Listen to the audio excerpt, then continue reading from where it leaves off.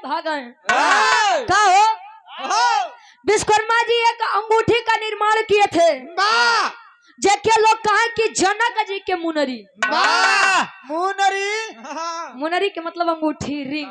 अरे वाह। और अंगूठी जहाँ जहाँ गए गुरुजी बिना छोड़ कहूँ बनाए सनाही। वही मुनरी स्वर्ग लोक में रही तो इंद्र लोक में इंद्र जी के और अप्सराएं जितनी रहा वहां झगड़ा हो। मृत्यु लोक में जनक जी के पास आई तो जनक जी के कुल नाशे भवा, अकाल पड़ गया, सूखा पड़ गया। सीता जी के साथे पहुंची हूँ अयोध्या में तो अयोध्या के नाश हो गया। यह 100 रुपए का सम्मान। लाल सिंह यादव भैया हमरे रुदापुर से बहुत बहुत धन्यवाद। लाल चंद यादव भैया रुदापुर से, ठीक है भैया। बीडी सिंह 100 रुपया और लाल जी यादव जी 51 रुपया, बहुत बहुत धन्यवाद। क्या करबो भैया वो लड़का बा दूसरी तीसरी बार विवाह में आई ना। अब कुछ गलती हो जाए तो दोबारा बोलवा लो, हम फ्री में बोल दे, हम पैसा बदे नहीं कहा। तब विश्वकर्मा जी के बड़ी इज्जत रहे गुरु जी। लेकिन घर में जवन मेहरारू और बिटिया रहे कल मेहरारू के नाम घृताक्षी बा, अब बिटिया के नाम चित्रांगदा बा। तो चित्रांगदा और घृताक्षी नाचे और गावे वाला काम करे। नाचे गावे। बड़े भाई आप हमारे हुकुम सिंह जी रैनी से 200 रुपए का सम्मान। हुकुम सिंह भैया हमरे बहुत बहुत धन्यवाद। आशीर्वाद के चारे कि हम बच्चे अपने कला में कामयाब रहे। और घृताक्षी जो थी वो इंद्र जी के दरबार में नाचने और गाने का कार्य कर रही थी। तो पहले तो बड़ी इज्जत रहा, लेकिन जब विश्वकर्मा जी हमें इंद्र लोक में तो कहा कि अरे बाप रे बाप, मेहरारू नाचा। विश्वकर्मा जी के मेहरारू है नहीं के मेहरारू इतना तगड़ा दीवाना किए बस सबका। मंजीत भैया नहीं के आधा भारतवर्ष तक वही के फैन बा। फैन बा। अच्छा यहाँ जब इतनी बतिया सुने तो विश्वकर्मा जी की बात बड़ी खराब लगे। कहे कि मैं इज्जत बनाऊं, ये माई बिटिया हमारी इज्जत के बब्बे यादव जी तिवारीपुर से कारीगर साहब हमरे गार्जियन जी के द्वारा 20 रुपया बहुत बहुत धन्यवाद बा। बड़े लाल यादव जी भोपतपुर से कारीगर साहब 21 रुपया। का मोछा बा भाई तुम्हारा, क्या बात है। अच्छा यादव हो यार, बहुत बहुत धन्यवाद। यादव नहीं पक्का यही रहे। तो ऊपर ही कंडी लेके आ रहा कि गैस लेके आ रहा? केतन यादव भैया हमारे भोपतपुर से 21 रुपया बहुत बहुत धन्यवाद बा। कारीगर साहब आशीर्वाद के चाह रही। जब तू देखे में कितना सुघर है, देखा खाना कैसे बना कितनी बढ़िया हुई। दुनिया के मेहरारू पीछे दिमाग लगाया। हम खाना के बात और तू माई बिटियों के नाच करत हूँ। बंद कर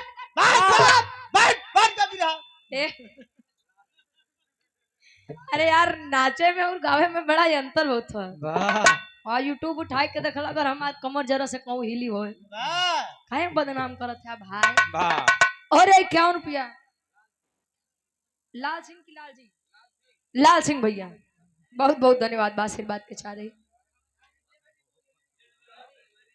लाल सिंह सेमरी से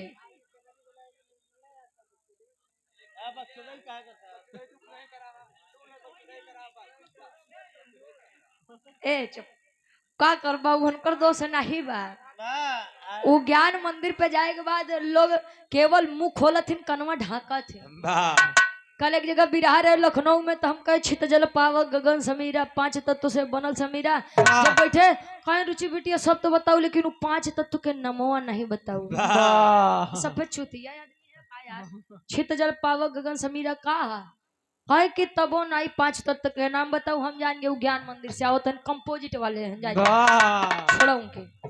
अब यार चित्रांगदा के जब कर बाऊ बिगड़े तो मन उदास बा और स्वर्ग लोक को छोड़ करके चली है कहा मृत्यु लोक। ये अपने मृत्यु लोक धरती पे आज अब यहाँ स्थले होत का एक लाइन गीत लगत बा।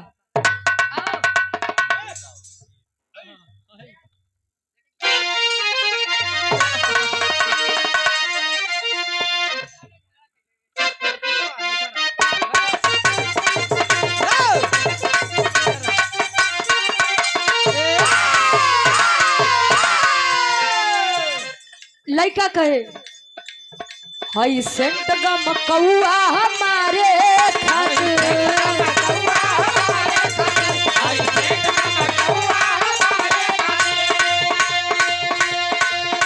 सामान बावे तोहरे सिंगारे खातिर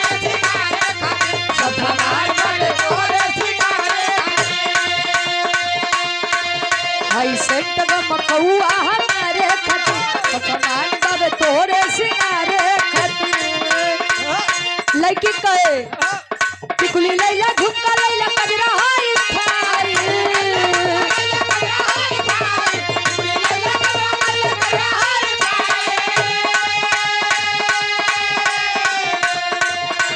टिकुली लैला झुमका लैला कजरा हाई खाई आय हाय हाय सड़िया करिया के लाई सड़िया करिया के लाई कहे सड़िया करिया के लाई उ तो दुल्हा दुल्हन के बात रहे लेकिन विश्वकर्मा जी की बेटी चित्रांगदा मन को उदास करके आई है जब स्वर्ग लोक को छोड़ करके मृतलोक में और मृतलोक में घटना घटत बा कौन घटना रहे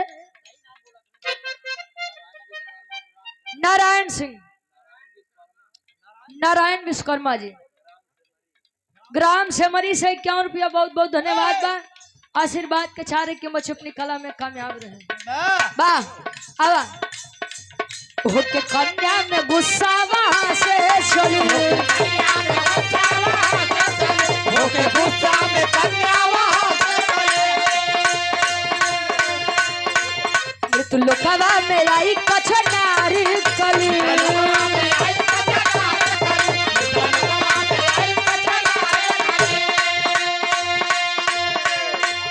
ओके गुस्सा में कन्या वहां से चली मृतलोकवा में आई कछनारी कली रवि यादव सेमरी से जय कलेश जय समाजवाद 20 रुपया बहुत बहुत धन्यवाद गौरी शंकर यादव भोपतपुर से 51 रुपया बहुत बहुत धन्यवाद आशीर्वाद के चारे और हमारे बड़े भाई आप सैलानी यादव जी तिवारीपुर से और प्रेजेंट टाइम में आप नागालैंड में हैं 251 रुपए देकर सम्मान किया गया बहुत बहुत धन्यवाद बड़े लाल भैया मोछा वाले और रूप नारायण यादव जी 100 रुपया बहुत बहुत धन्यवाद और हमारे बड़े भाई सैलानी यादव जी जो कि प्रेजेंट टाइम में वर्तमान समय में नागालैंड में है और निवासी तिवारीपुर से हमारे गार्जियन जी के द्वारा 251 रुपए का सम्मान बहुत बहुत धन्यवाद आशीर्वाद के चाह रही आर्या यादव जी भोपतपुर से 21 रुपया बहुत बहुत धन्यवाद मुझे वाले धन्यवाद आवा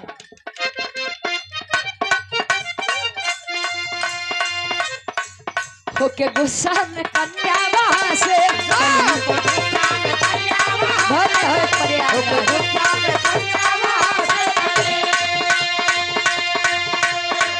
मृतलोकवा में आई कछनारी कली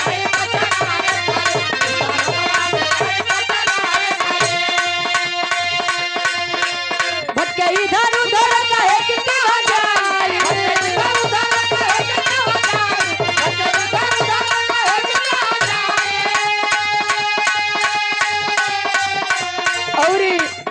सूरज यदुवंशी जी के पूजनीय मामा जी राकेश मामा 25 रुपया बहुत बहुत धन्यवाद बा आशीर्वाद के चारे के मुझे अपनी कला में कामयाब रहे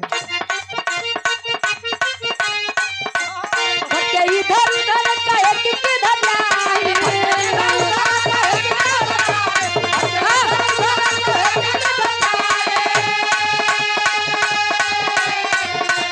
भटके इधर उधर कहे कि किधर जाए राजा सूरत के पास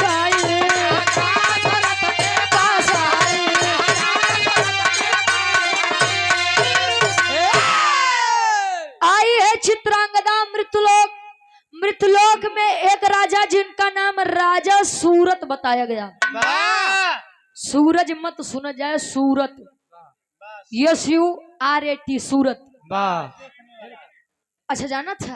अरे इलाहाबाद वाले इंग्लिश में जानिए तो बेकार बा। वाह हाँ, इंग्लिश के जन्म तो प्रयागराज से भावा है।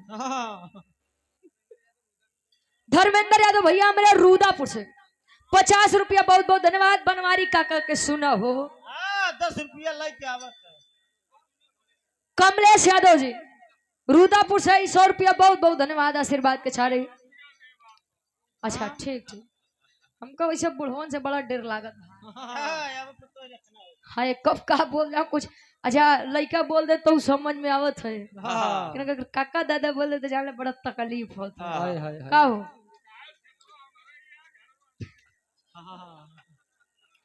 वाह, चाहे जौन बोले, बहुत बहुत धन्यवाद। बनवारी काका बैठा है, उनके कुर्सी दा हो। एतने में केवल हमारे बनवारी काका समझदार लागत है। खेतवा इनकर जोते चाहिए जे। हाँ लेकिन उनके अकेले बैठा था ना, एक के बैठाओ चलते 10 जने खड़ा हो जा। कहानी तनी समझा। चित्रांगदा आई, राजा सूरत से प्रेम हुआ तो राजा सूरत और चित्रांगदा एक दूसरे को कहे कि अब जिएंगे सनम तेरे लिए और मरेंगे सनम तेरे लिए। अब बियाह करब तो तोसी करब, नहीं तो करब नहीं करब। अब बियाह होए। लेकिन एक बात जान ला, कोनो लड़का कोनो लड़की के तब तक अपन मेहरारू मत बोला जोले मंडप में बियाह न हो जाए।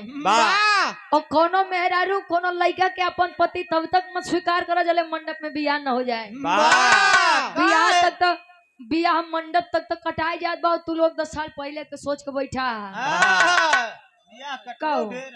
और राजा सूरत के साथ भी यही हुआ।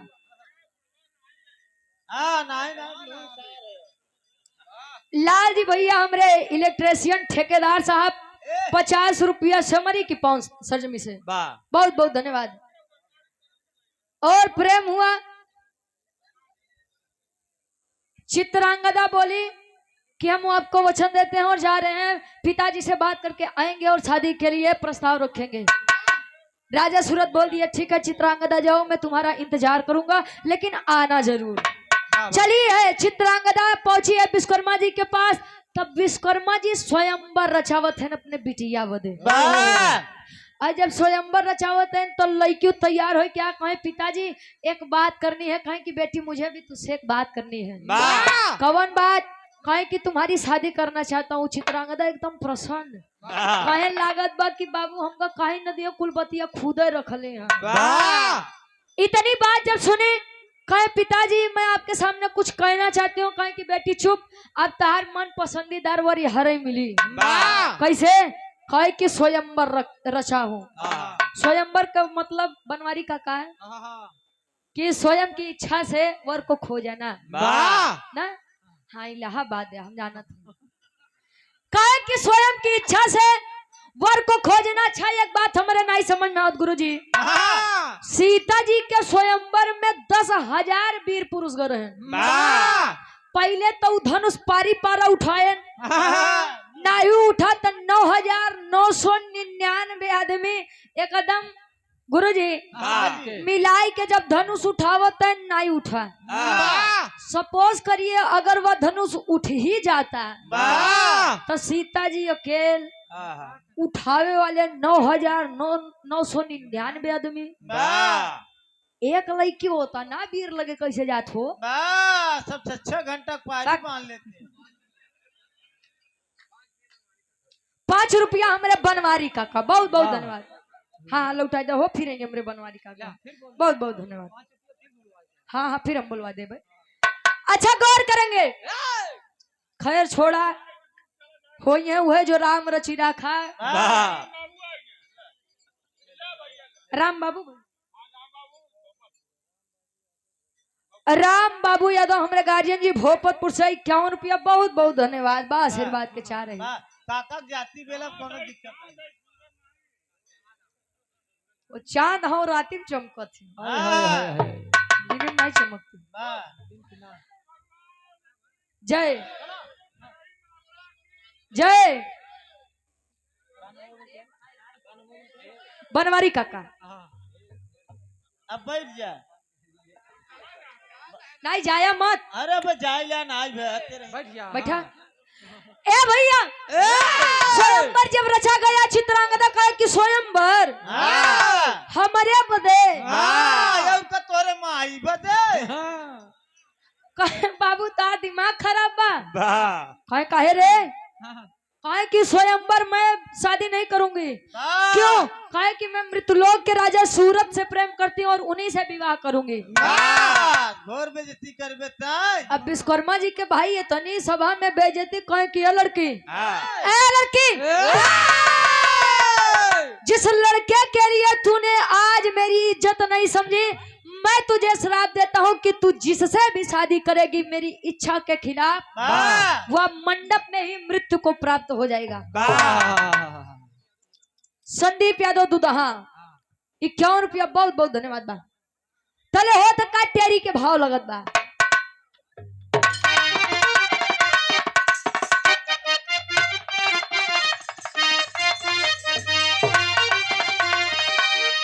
अरे स्वयंवर अपने आप रच दिए, अरे राम स्वयंवर अपने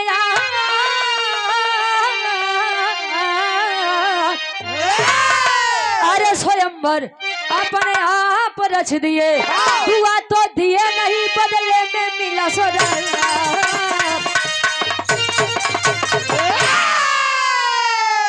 दुआ तो दिए नहीं बदले में मिला शराब, स्वयंवर अपने आप रच दिए। स्वयंवर रचे, लड़की को नहीं पसंद। अच्छा, लोग कहते हैं कि शादी के बाद किसी से प्रेम करना गलत है। अगर शादी के बाद किसी से प्रेम करना गलत है तो प्रेम किसी और से और शादी किसी और से यह भी करना गलत है।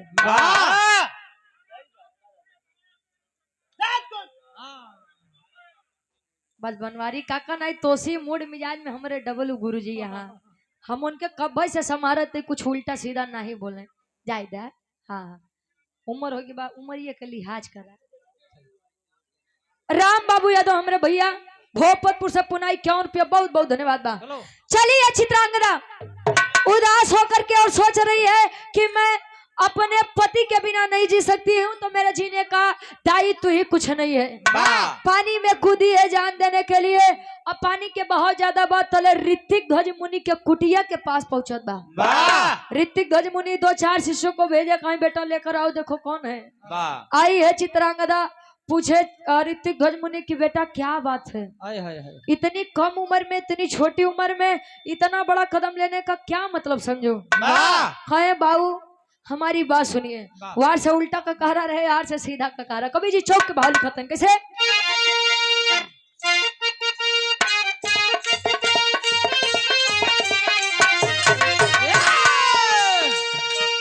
कहे चित्रांगदा मुनि से जाके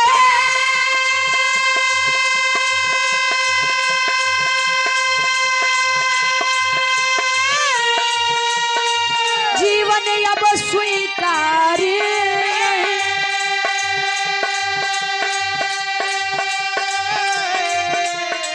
खुद की मर्जी से शादी कर लूं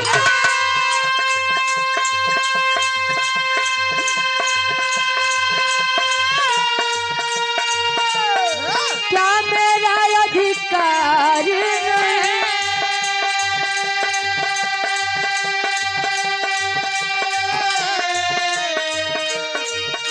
पति के पास में जाके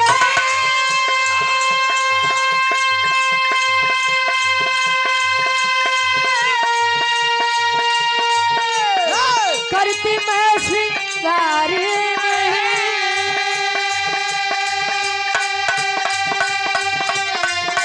घृणा हुई है अब जीवन से, घृणा हुई है अब जीवन से मर जाना बेकार नहीं।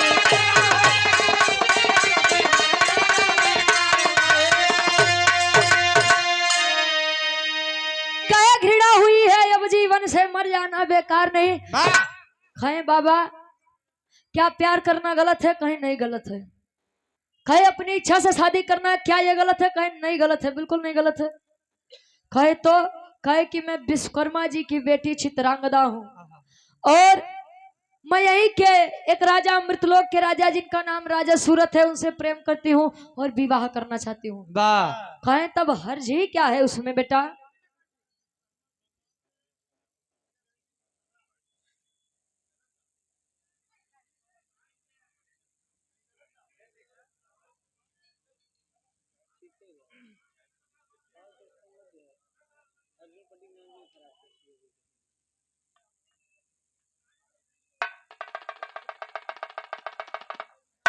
और सम्मानित पूज्य हमारे गार्जियन जी जो कि परिचय के मोहताज नहीं है, आप डॉक्टर कमलेश सिंह यादव जी, प्रदेश सचिव समाजवादी पार्टी उत्तर प्रदेश, वाह पूर्व न्यायिक मजिस्ट्रेट जज, प्रत्याशी विधायक 258 हडिया विधानसभा प्रयागराज से हमरे डॉक्टर कमलेश सिंह यादव गार्जियन जी के द्वारा सुंदर माला और ये 501 रुपए देकर सम्मान किया गया।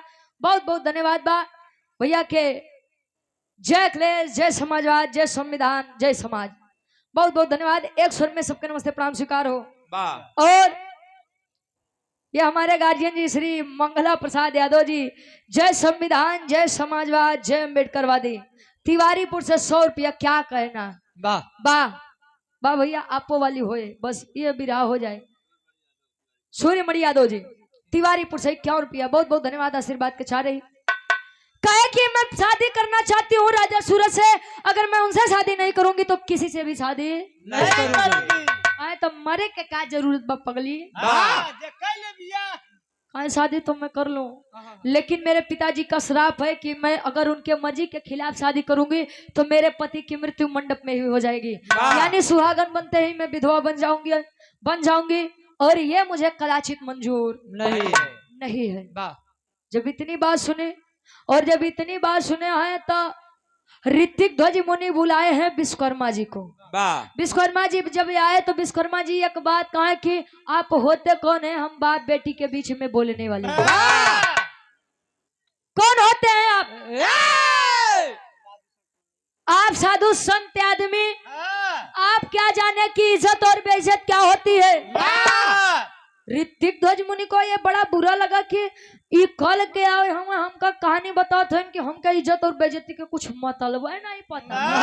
खाली माला गुड़िया गिने बस। इनके अहंकार वो तो सुना विश्वकर्मा जी बड़ा खेला करे तू। अब तनी ऋतिक ध्वज मुनि के बात सुना का तनका बचोले। और डॉक्टर सुभाष चंद्र यादव जी, डायरेक्टर ज्ञान नर्सिंग होम, कमला नेहरू कैंसर सेंटर प्रयागराज, बैरगिया नाला जगतपुर प्रयागराज से पुनः ये 100 रुपए का सम्मान। बहुत बहुत धन्यवाद। और सूरज यदुवंशी जी के मामा और अच्छा सूरज यदुवंशी जी के आप जीजा जी के मामा जी, रोहित यादव जी के आप पूज्य विजय यादव जी मामा जी, तिवारीपुर से 51 रुपए का सम्मान। बहुत बहुत धन्यवाद। आशीर्वाद के सारे जीजो ते आया हो, बड़ा पीछे बैठा है। लड़का देखे बहुत बहुत धन्यवाद बा। आवा कवि जी लिखा था कैसे विराह के आखिरी तरह लगता।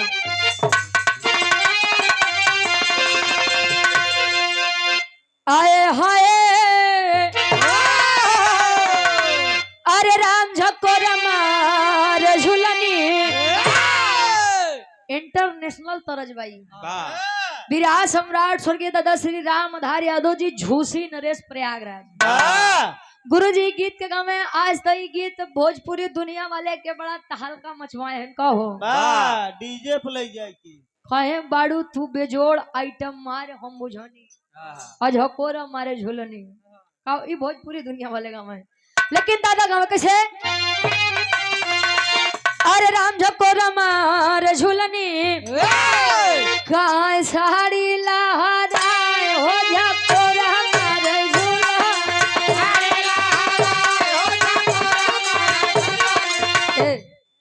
विराह सम्राट स्वर्गीय गुरु हैदर अली गुरु जी गाँव में कैसे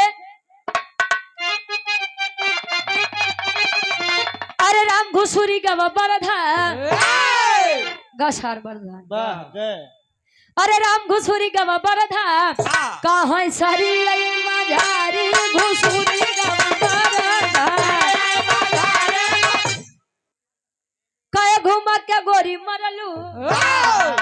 राम कैलाश जी कहा कि तेरी मेरी आंख लड़ी, लोगों ने बदनाम किया, कहा दुनिया के बक्कैदा हम तू अपन काम की है। केहू केहू कहेला उमरिया के दोष बा, कही के गए सूरदासी सब नजरिए के दोष बा। बर्बादी के शुरुआत कहाँ से होता जाना था? ये अखिए से। अरे घुमा के गोरी मरलू हई नया न वही से बा, अरे घुमा के गोरी मरलू। एक लाइन है सत्य अनुसुईया में गा रहे, अरे गजब क्यों बहिनी, अरे गजब क्यों बहिनी, कहा चीन भतार हो, गजब क्यों बहिनी।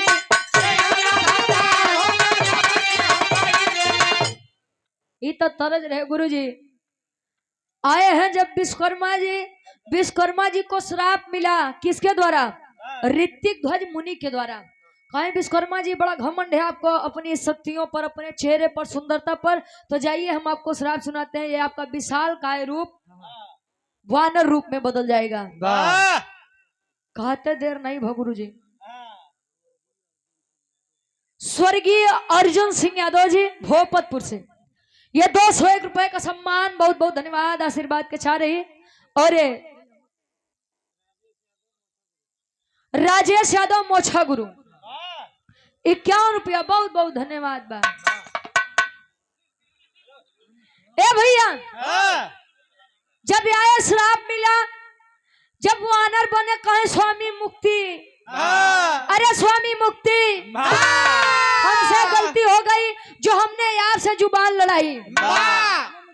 विश्वकर्मा जी के कहे ऋतिक ध्वज मुनि अब मुक्ति नहीं मिली, अपन मुक्ति कहे मुक्ति नहीं मिले, कहे कहाँ मिली, कहे न जले तू अपने स्व इच्छा से ई बिटिया के बिया उ राजा सूरत से नहीं करबा, तले तू बनरे बन के टहर बा। विश्वकर्मा जी बेचारू मुक्ति मुक्ति मुक्ति मुक्ति मुक्ति मुक्ति करत करत पहुंचत है कहा अंजन प्रदेश। अंजन प्रदेश हुए अंजन प्रदेश जहाँ हनुमान जी के लालन पालन भरे गुरु जी। आज जब अंजन प्रदेश पहुंचे अंजनी जी के नगर में, तो कुल जितना छोट छाट भालू बानर है उन्होंने बेचारे विचार करत है, अरे ये बड़कुआ बानर कहाँ से आएगा। बारे विश्वकर्मा जी उ का करबा सरपो के सरबो तो बा कहा कैसे कुल भालू बानर विचार करते हैं, का विचार करें, अरे कहाँ से आया बनरा, अरे कहाँ से आया बनरा, तमोर नगरी में कहाँ से आया बनरा, कहाँ से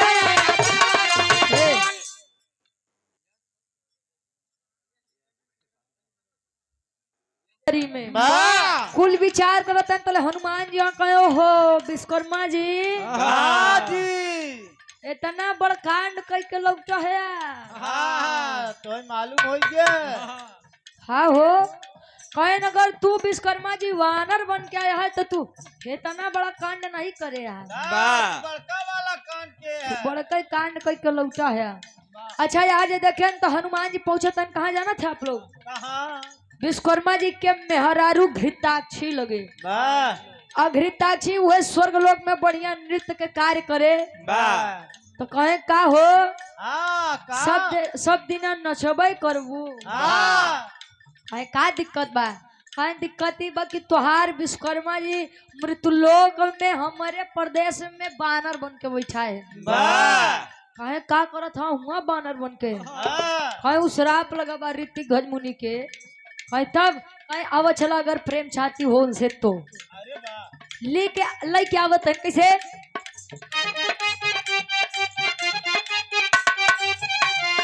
गए हनुमान तब घृताक्षी को ले आए,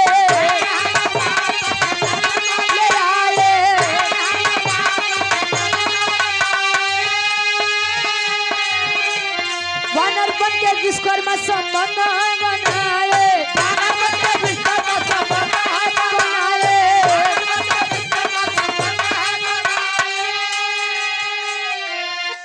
और पुनः हमारे गार्जियन जी बस आप नाम बताए दो बस हमारे गार्जियन जी के द्वारा जो कि बड़े ही अच्छे कलाकार हैं बिरहा जगत के सुनील चौरसिया जी, ये पुनः ढेर सारा हमारा पुरस्कार, बहुत बहुत धन्यवाद आशीर्वाद के साथ कहे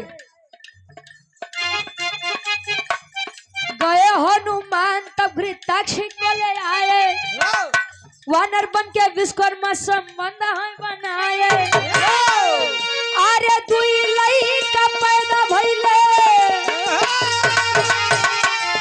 अरे दुई लइका पैदा भइले, चर्चा छगरी में कहां से आया बना, अरे मोरा गली में कहां से आया बना, मोरा गली में कहां से आया, गली में हो मोरा गली में कहां से आया बना, मोरा गली में कहां से आया बना, मोरा गली में कहां से आया।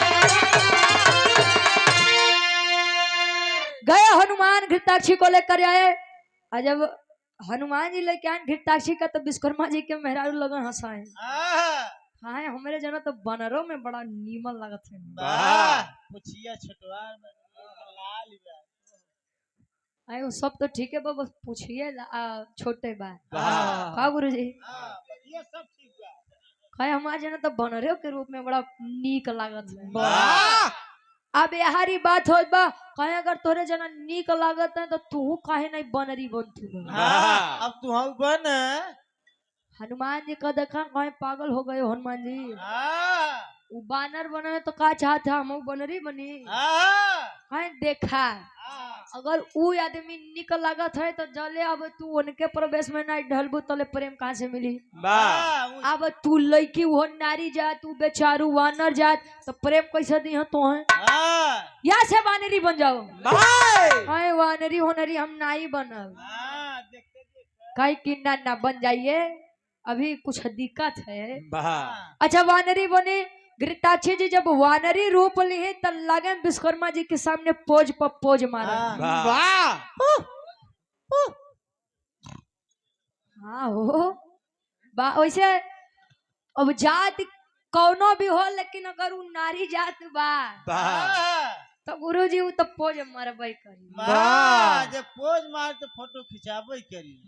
अच्छा जब यार घृताक्षी लगा विश्वकर्मा जी के इशारा करे तो विश्वकर्मा जी कहे मुक्ति गया भाड़ में। वाह, चलिए अपन जुगती लगाई पहले। कहे पहले चलिए नहीं के पीछे। अच्छा पीछे लागत है घृताक्षी की, कहीं लागत बा काम होत बा, धीरे धीरे काम होत बा।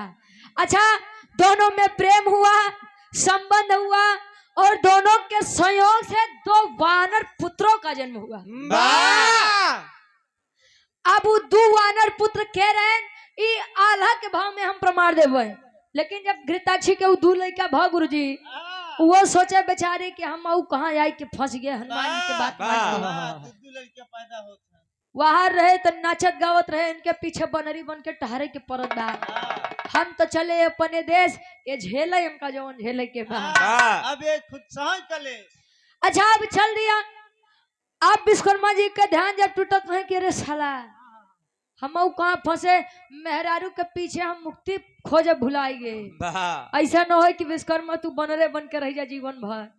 अच्छा चलत है फिर से मुक्ति मुक्ति करत पहुंचते हैं कहाँ, ऋतिक ध्वज मुनि के पास। कहे स्वामी कुल खोज डाए, लेकिन राजा सूरत नहीं भेटाने। अब एक कहा राजा सूरत के बोलावे, हम कन्यादान कर दई, अयुबान रूप से अब हम मुक्त हो जाई। राजा सूरत जब आए अतले हो तक का पापट के भाव लगता आओ।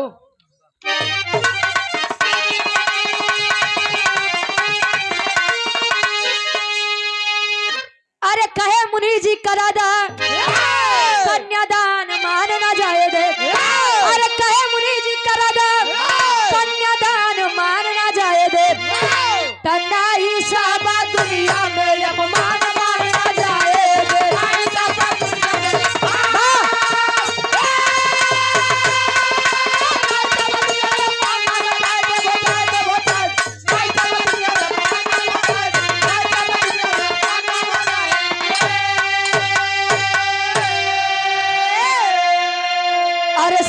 विश्वकर्मा जी हाथ को बढ़ाए हैं, चित्रांगदा के हाथ राजा सूरत को थमाए हैं।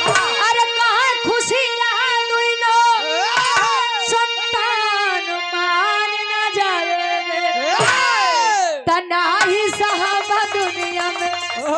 अपमान मान ना जाएगा। विवाह कराए विश्वकर्मा जी अपनी बेटी चित्रांगदा और राजा सूरत के जब विवाह संपन्न भा काहे मार दोनों लड़का खुशी रहा, लेकिन अब स्वामी ई तन से हमका मुक्त करा। अच्छा मुक्ति जब मिली फिर से विश्वकर्मा जी अपने रूप में आए, चल दिए कहा अपने कार्य में। ठेका ढेर मिला थोड़ी का बोली, चल दिए अपने कार्य में। आप जरा गौर करेंगे, जो दो बच्चे जन्म लिए थे अंजन प्रदेश में वानर रूप में विश्वकर्मा जी और वानरी रूप घृताक्षी के बीच, उन दो बच्चों का नाम क्या पड़ा? आला के भाव में कवि जी प्रमाण देते हैं।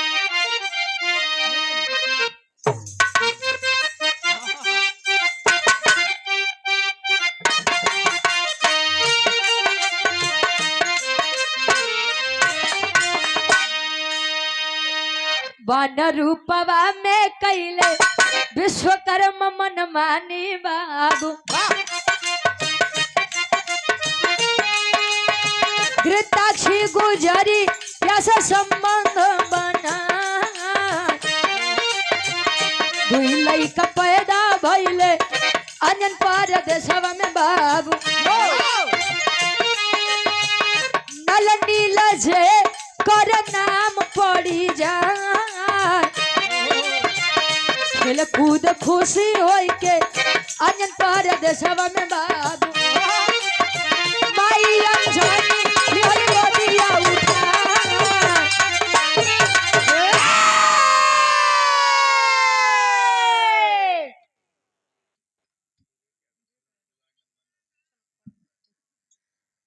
ये विवेक यादव बोले भाई वार्ड नंबर 9 सोनौटी। अच्छा सोनौटी झूसी प्रयागराज से, हाँ भैया बदर सोनौटी झूसी प्रयागराज। विवेक यादव बड़े भाई के द्वारा सुंदर माला 100 रुपया, बहुत बहुत धन्यवाद बा। अच्छा सूरज भाई के आप छोटे भाई हैं, बहुत बहुत धन्यवाद बा। हम कहे सूरज भाई के जगह स्वराज भाई कहाँ से आई है, बहुत बहुत धन्यवाद बा। ठीक बा, कोई दिक्कत नहीं। कहानी पर गौर करेंगे। दो बच्चों का जन्म हुआ जिनका नाम नल और नील बताया गया। आई नल और नील के काम कहाँ रह जाना था गुरुजी? आखिरी भाव खड़ी के भाव लगत बा, कहानी के मेन पॉइंट बा। संदीप यादव जी दुदहा दैलापुर, ये हमारे गार्जियन जी के द्वारा 51 रुपया, बहुत बहुत धन्यवाद आशीर्वाद के साथ। खड़ी के भाव लगत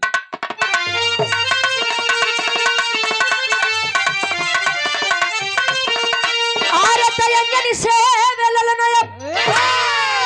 अरे बजरंगी हो गए, अरे अंजनी से अरे बजरंगी हो गए, तो पैदा नल नील हो के उनके संगी हो गए।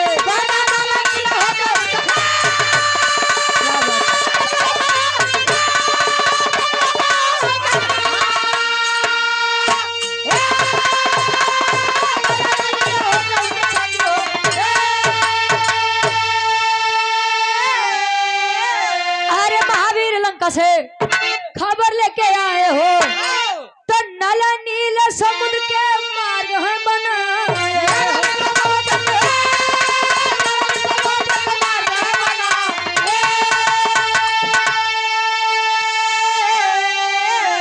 अरे हुई लड़ाई तीनों वीर अरे जंगी हो गए, तो पैदा नल नील हो के उनके संगी हो। नल नील के मेन कार्य कहाँ रहे गुरुजी? रामायण में, वह राम सेतु निर्माण में। शायद नल नील न होते तो शायद राम सेतु बनत का हो। अच्छा कभी कभी होता है कि हमारे लिए श्राप भी वरदान बन जाता है।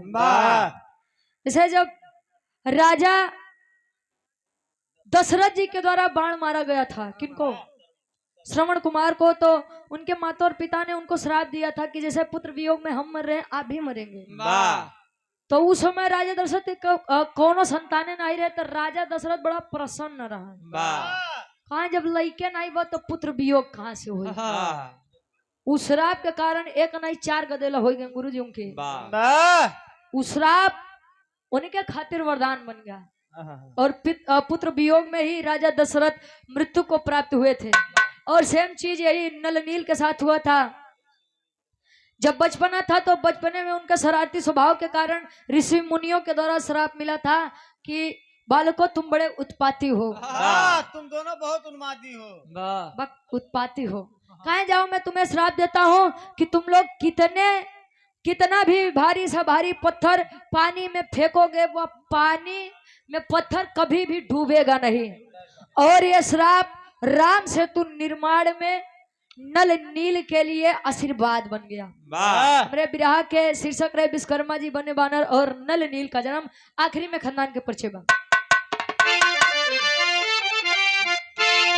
गुरु बिहारी गुरु लाल गुण गाए, अरे स्वर्ग में से चंदिका कभी बच्चन जी अब हरिसाए।